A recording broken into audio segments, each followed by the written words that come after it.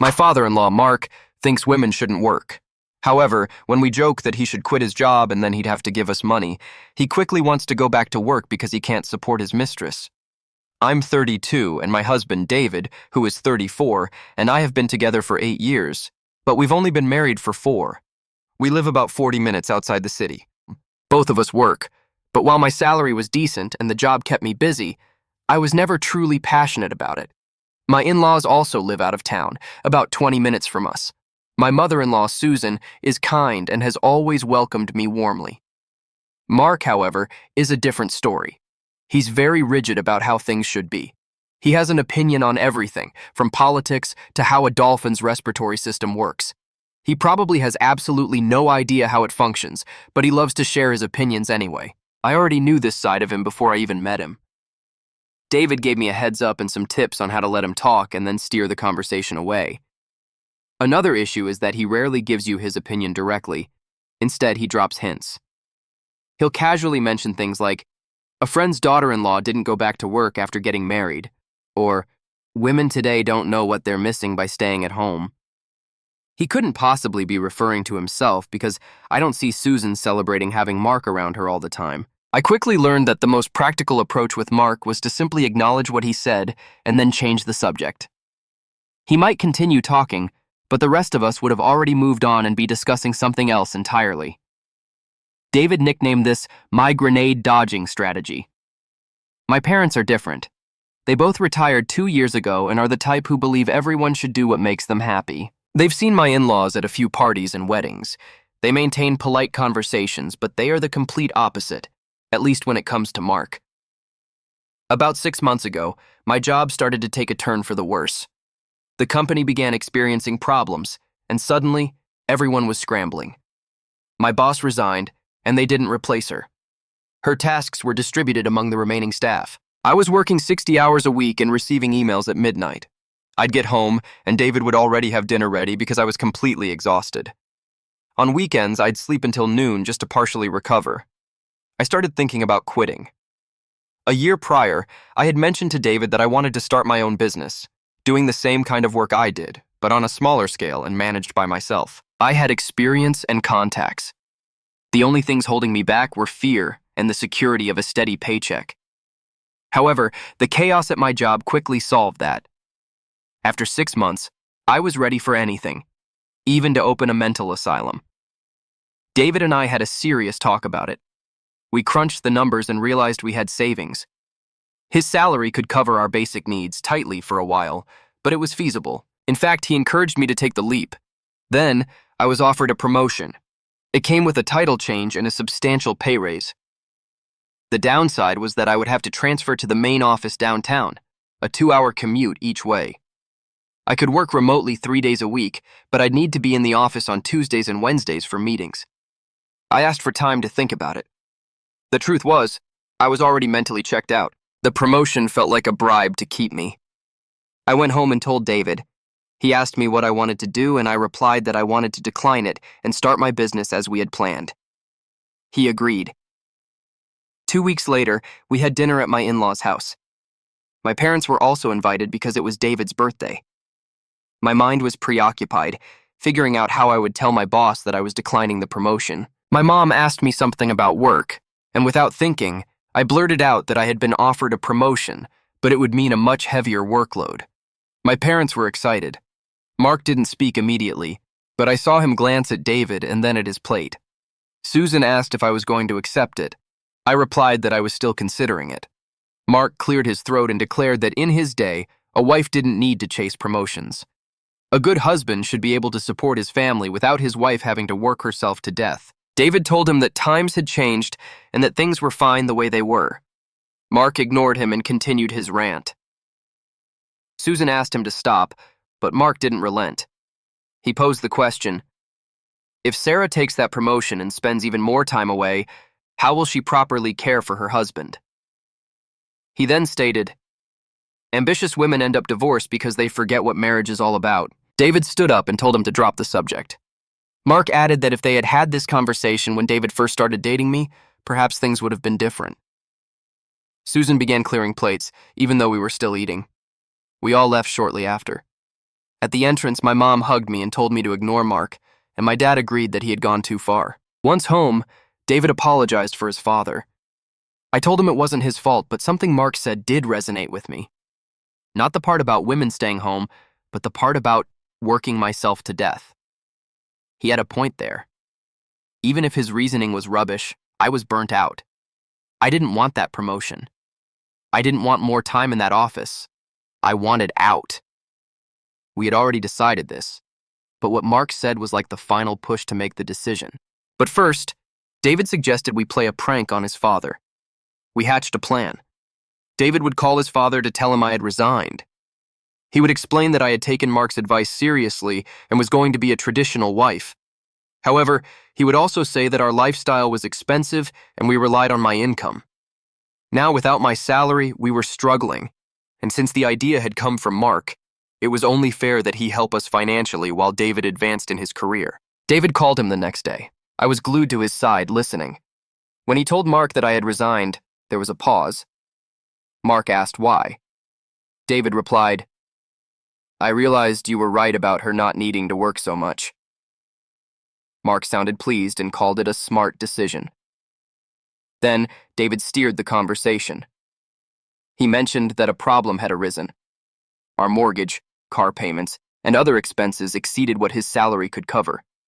My salary had covered about 40% of our monthly expenses. Mark wanted to know if we had already cut all non-essential spending. David replied that we had. "We canceled streaming services and stopped eating out," he said. We calculated and determined we needed about $2,000 a month to fill the gap. There was a long silence. Then Mark asked why David was telling him this. David blurted out, "Because the idea of my wife quitting was yours, and I wanted you to put your money where your mouth is." Mark started offering budgeting strategies. David cut him off. He reminded him that he grew up comfortably and that his father always provided. It didn't seem fair that he should now suffer after taking Mark's advice. Mark's entire speech about women staying home and men providing came to a halt when he blurted out, "Perhaps it would be better if Sarah went back to work," which was already too late because I had already submitted my resignation. Mark asked if my parents could help, and David lied, saying we had already asked them, and they said that since it was Mark's idea, he should take responsibility. David pressed even harder. We needed an answer soon. The rent was due in 2 weeks. Mark said he'd think about it and hung up. David had been holding back laughter, while I was practically on the verge of a heart attack from how funny it was. I know that in words, it may not convey it, but in person, listening to his responses and his tone of voice, it was simply priceless. I asked David if he really thought his father would fall for it. He replied that his father's greatest fear was spending his retirement on anyone other than himself. Over the next 10 days, David called Mark 4 more times. "You have to remember that our fictional rent was due in 2 weeks, so the clock was ticking." Each time, Mark would mention bills or offer advice on which services to cut. He suggested perhaps we move, but David explained that if we did, we would live too far away and wouldn't be able to visit them as often. Maybe only every 2 months, because David would have to commute even further to work. Mark would murmur, agree with him, and then resume thinking.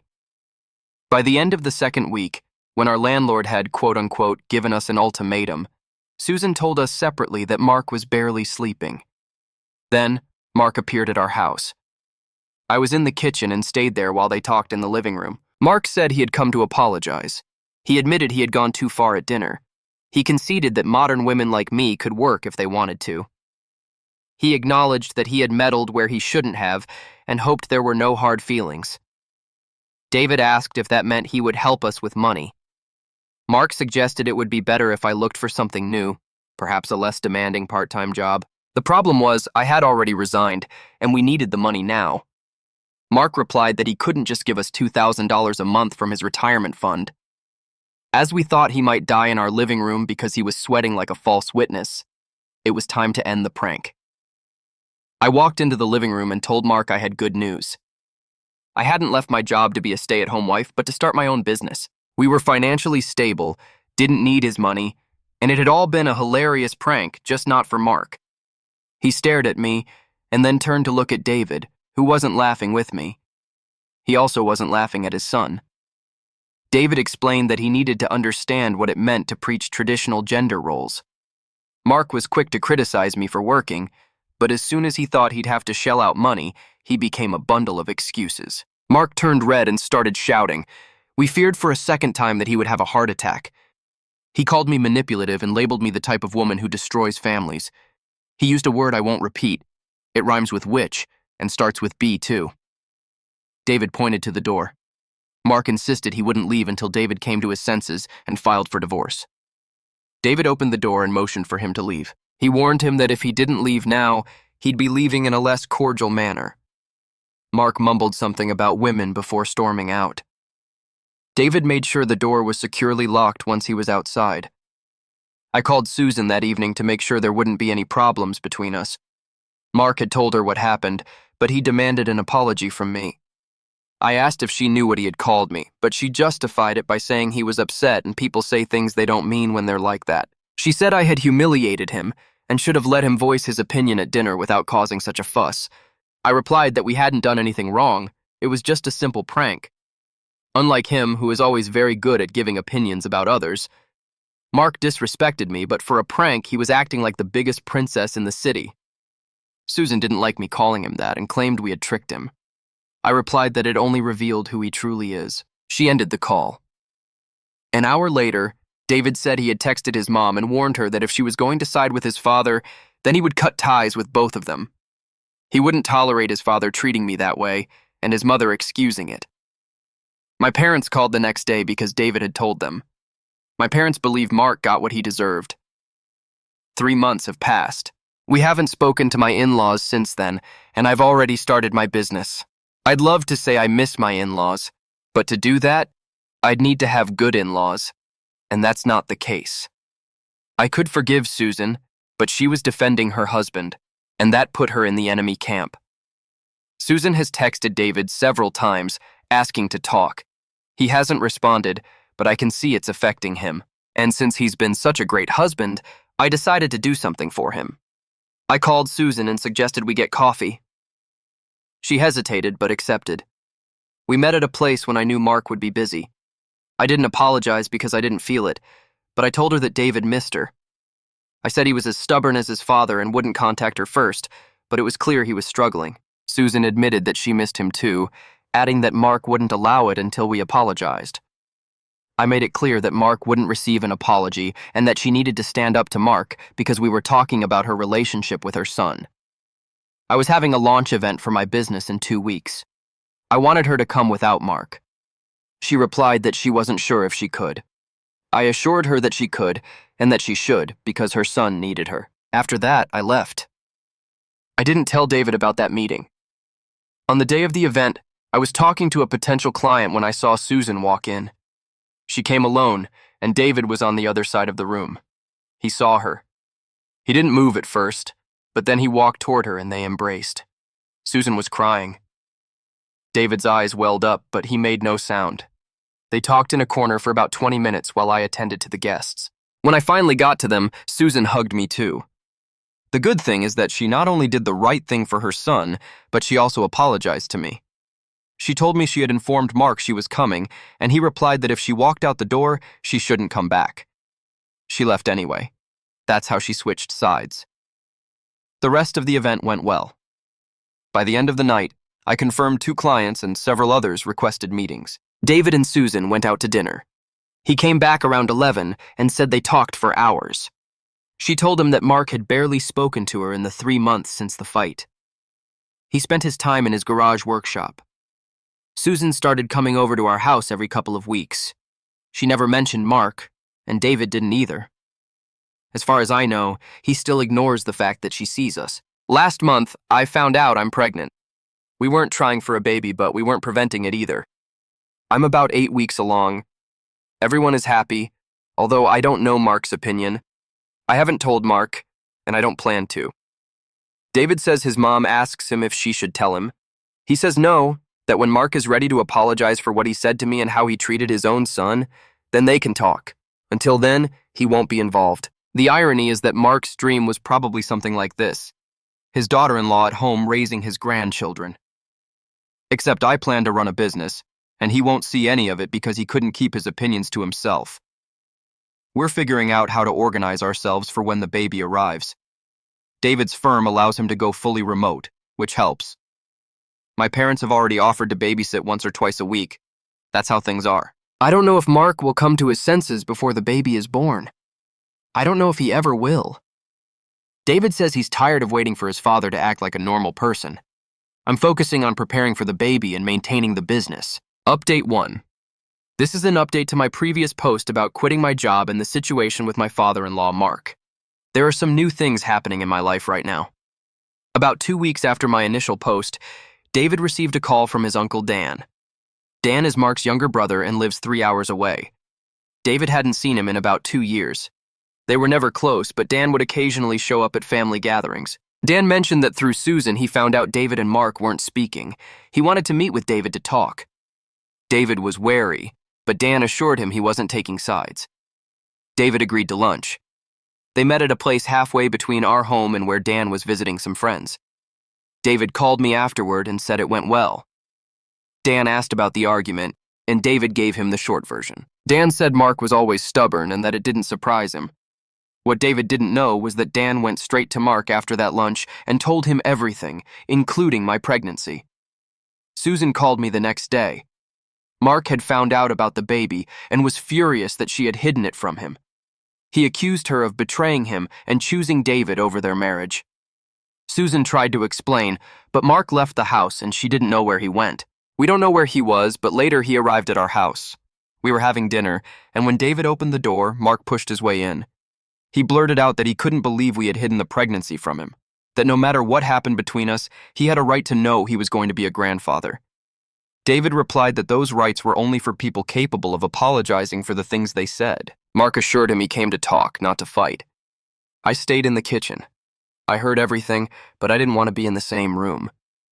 Mark commented that he had been thinking. He admitted he might have gone too far at the birthday dinner. He argued that he came from a different generation, and things were different back then. He asked why David couldn't accept that his father had different values. David replied that he could accept different values.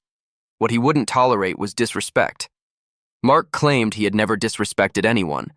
I had to remind him of the things he said months ago when we stopped talking to him, which Mark justified by saying we humiliated him with our prank. I walked into the living room to ask him why we had humiliated him. He responded that we made him believe we were struggling financially and played with his conscience. I pointed out that his conscience wouldn't have bothered him if he truly believed what he preached. If he truly thought wives should stay at home, he would have been delighted to support us. Instead, he panicked when he had to put his money where his mouth was. He replied that wasn't the point. The point was that we lied. I retorted that he had been lying for years. Every comment about working women or insinuating I was a bad wife for having a career was a lie about respecting me. He accused me of twisting his words. David asked him to leave. He insisted he wouldn't go until it was resolved. He wanted to be in his grandson's life. David explained that being a part of that started with an apology to me. A real one, not an excuse about generational differences. Mark looked at me and blurted out, "Fine. I'm sorry if anything I said offended you." I replied that wasn't an apology. He asked what else I wanted. I asked him to admit he was wrong, to say that what he told me was cruel and unjustified. He clenched his jaw, declared that he wasn't going to stand there and renounce everything he believed just to make me feel better. I replied that there was nothing more to discuss then. He turned to David and said he couldn't believe a son would choose his wife over his father. David retorted that he chose his wife over a bully and told him to leave now. Mark left. An hour later, Susan called. She said Mark came home ranting about how disrespectful we were. Susan suggested he make a proper apology, and he ordered her not to interfere. Then she added something else. Mark was always proud and controlling, but it worsened after he retired. Without a job, he focused his obsession on the family. She admitted she had been excusing him for years, but she was tired. 2 days later, she called again. This time crying, she said Mark had asked her for a separation, saying that if she continued to see David secretly and side with us, their marriage was over. She responded that it was absurd, but he had already called a lawyer. Mark had moved into the guest room and wasn't speaking to her. The following weeks were tense as Susan called with updates. Last week, Susan came for dinner. She wasn't doing very well with all this. Mark signed a lease for a one-bedroom apartment across town. He was moving at the end of the month.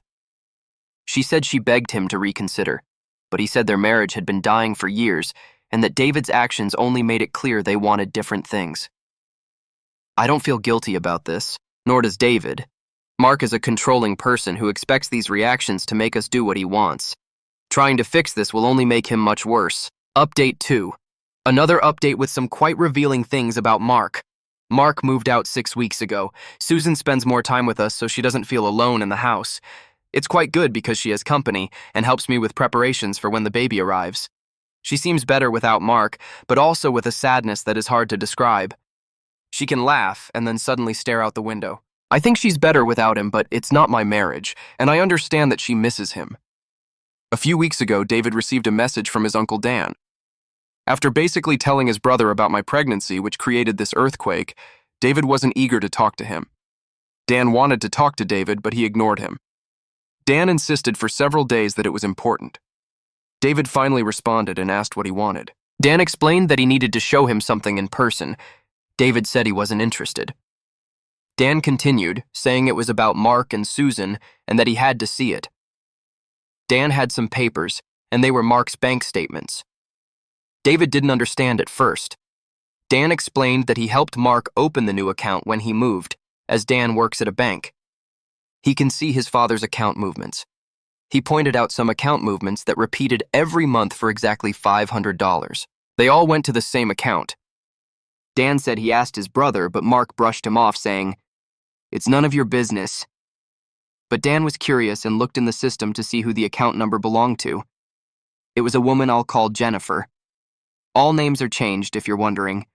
Dan knew that name. Jennifer worked with Mark at the plant 20 years ago.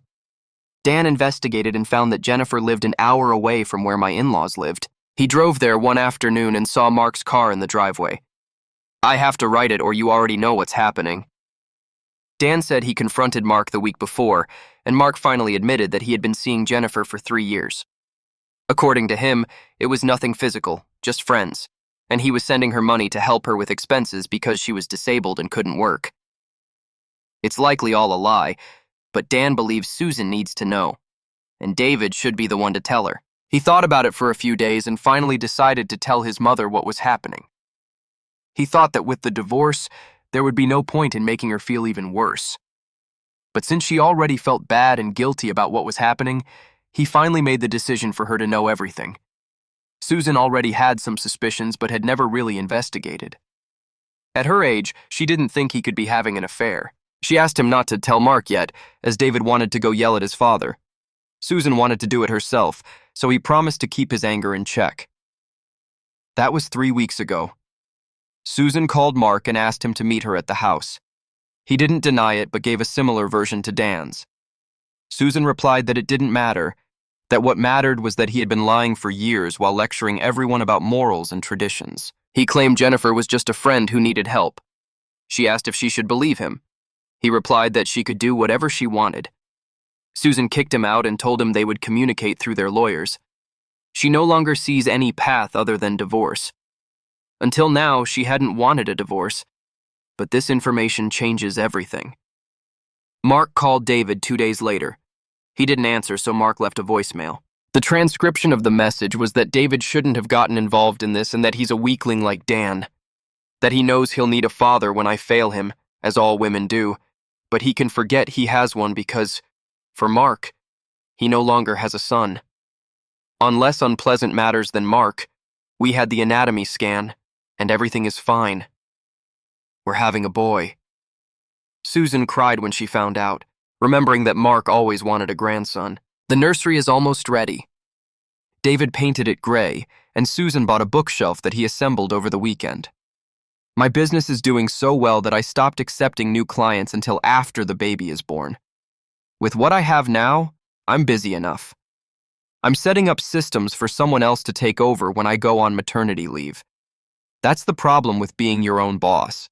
There's no one else to cover your work when you take a vacation. Update 3. The baby arrived early. Everything happened quickly. David rushed me to the hospital, and I was admitted immediately. Labor lasted 8 hours. Mark knows our son was born. Dan told him. This time, we didn't care that he told him. It wasn't a big secret. Mark never contacted us, and he didn't ask Dan any questions about whether the baby was healthy or not.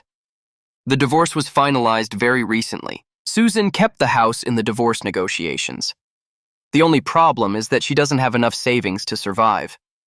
She has the house, but not enough to support herself for the rest of her life. We are helping, but she wants to find some work to cover her basic expenses.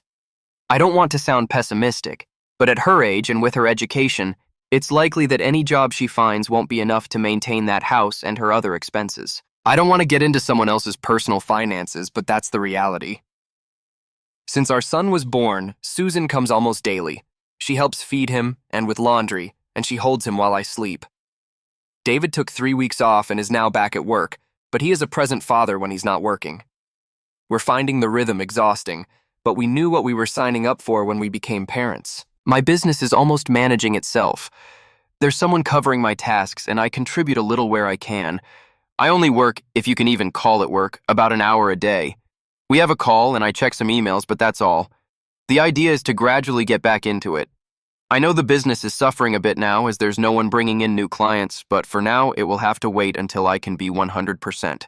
Somehow, we'll make it work. Susan says Mark is openly dating Jennifer now. Dan told her that he took Jennifer to a family gathering last month and introduced her as his girlfriend. Susan doesn't care. She says Mark can do whatever he wants with whoever he wants. She's just grateful she no longer has to deal with his moods. Update 4. When I made this post 2.5 years ago, I was a first-time mom trying to figure out how to keep a business running while raising a newborn. Also, how to confront a father-in-law whom, along with David, I taught a lesson through a prank. You can read my previous posts on my profiles if you don't know what I'm talking about. That way, you'll understand everything that has happened during this time. This will be a final update. Susan had to sell her house, as it was too expensive to maintain. Neither with our help nor with her job's income could she manage, but she got a good amount from the sale and was able to buy something smaller. Now she only has a part-time job that she keeps for distraction, so she's not home all day with nothing to do. We've offered to help her because, combined with what she got from the sale, it would have been enough for her to live comfortably, but she likes to work and feel useful. After selling her house, she lived with us for about 3 months until she found a new place to buy. It was fine. She helped with the baby and was a great guest, but she valued her independence and wanted to find her own place. After living with Mark, she wanted a life very different from before. A few months after giving birth, when everything started to feel more organized, we hired a nanny and I was able to return to my work. That has also been good, but there's not much to tell. I've kept it small because I didn't want to get a job like my previous one, where I worked many hours a week, including Saturdays and Sundays. I'm not saying I work few hours, but I have a balance between being a mom and having a job. We've heard little from Mark. Dan, his brother, cut ties with him after Mark borrowed $7,000 and never paid it back. We still don't know what he spent it on. Probably on his girlfriend because sometime later, perhaps 5 months, they broke up. I think he broke up with her. Or it might have been the other way around. He tried to reach out to David, and they had a conversation one day when Mark visited David's workplace. It must have been very bad because David decided not to give me all the details. He probably spoke ill of me and Susan again because David said he never wanted to hear from him again. How do I know? Because that's what he used to do. Such an attitude doesn't surprise me either. It's almost impossible for this man to change. Now our life is so peaceful and boring that it doesn't seem worth writing about. But an update after so long seems appropriate. Edit. Since I've been asked for more details about Mark, I asked David what they talked about that day. He didn't want to tell me because I was too stressed with our son due to some health issues that are better now, combined with the rest of life, and he didn't want to put me in a bad mood. Yes. He said a few bad things about me and also about Susan that aren't worth repeating. You can imagine them, and they'll surely be very close to the things he said. But the important thing is that the money he asked his brother for was to buy an engagement ring for his girlfriend. I don't want to reread all my posts, but maybe I didn't mention that she is about 15 years younger than Mark. Not younger than David and me, but younger than him. They were going to get married until he caught her stealing money. Not much, maybe $200 here and $300 there. But Mark thought she had been unfaithful with someone her own age. Mark wanted David to give him money for the initial payment to a lawyer who asked for at least $2,500 to take his case. David refused, and that's when Mark said all those things about me and his mother. Another thing he mentioned is that his girlfriend was sending money to her family, but she was doing it behind Mark's back. That was the money she was stealing. Her family wasn't what Mark would approve of. There were alcohol addictions, and he wouldn't have given the money voluntarily. David hasn't heard anything from Mark since that day, but he heard that Mark asked other relatives for money. After what happened with his brother, I don't think anyone has lent him anything.